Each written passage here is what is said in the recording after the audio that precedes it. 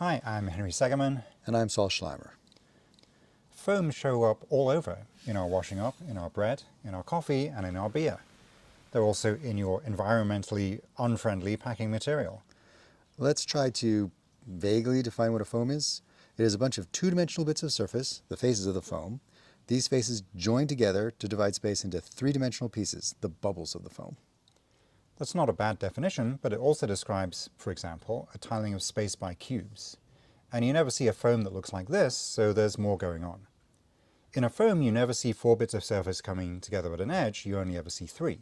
And you never see 6 edges coming together in a point, you only see 4. The extra property that these foams have is that they at least try to minimize the area of surfaces used. The grid of cubes doesn't do this, it uses more material than necessary to cut space up. One famous example of this trying to save area business is in beeswax. The bees are trying to save wax while maximizing the amount of space available to store honey. Surprisingly, nature, which has even less of a brain than the bees do, also tries to do this with soap films, acting through the laws of physics. Here's a time-lapse video showing a tray of bubbles from below. The bubbles are gradually popping and shifting over time. This is really a 3-dimensional foam, but the way that the bubbles connect with the glass bottom of the tray makes a 2-dimensional foam, so let's think about that first. If you break what's happening down into the simplest possible steps, there are really only 2 small local changes. Here's one of them. There's an edge between 2 vertices that sort of flips. Here, all we have is 4 bubbles surrounding an edge, and by sucking the air out of one of the bubbles, we can make the edge flip.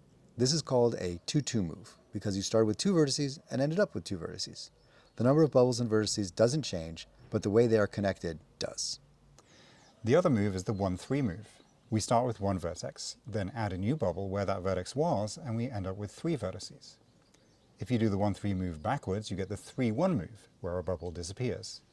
This is kind of what's happening as the bubbles pop on the tray, although there you tend to get a bubble with many sides that disappears. However, you can break that one big move into lots of 2-2 moves followed by a 3-1 move.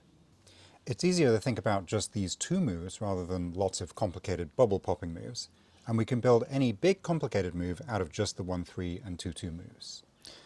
So, we've been talking about foams this whole time, but secretly, all of this also applies to triangulations. A triangulation is a tiling of the plane by triangles. You can turn any foam into a triangulation as follows. You put a dot in the middle of each bubble. Then you connect up 2 dots when their bubbles share an edge of the foam. And magically, you get a bunch of triangles. Okay, it's not actually magic. The reason you get triangles is that the edges of the foam meet the vertices in 3s. The triangulation we build this way is dual to the foam.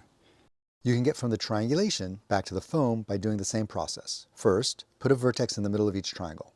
Next, connect pairs of vertices with an edge if their triangles meet side to side along an edge of the triangulation. So, the original foam is dual to the triangulation. The dual triangulation has dual moves. Instead of counting vertices, we count triangles. In the 1-3 move, we destroy 1 triangle and create 3. The inverse move, the 3-1 move, does the reverse. The dual triangulation changes in a nice way under the 2-2 move. There is a quadrilateral with a diagonal which flips. The 1-3, 2-2, and 3-1 moves are the 3 so-called bistellar flips in dimension 2. Bistellar flips are also sometimes called Packner moves. Okay, let's go back to the 3rd dimension.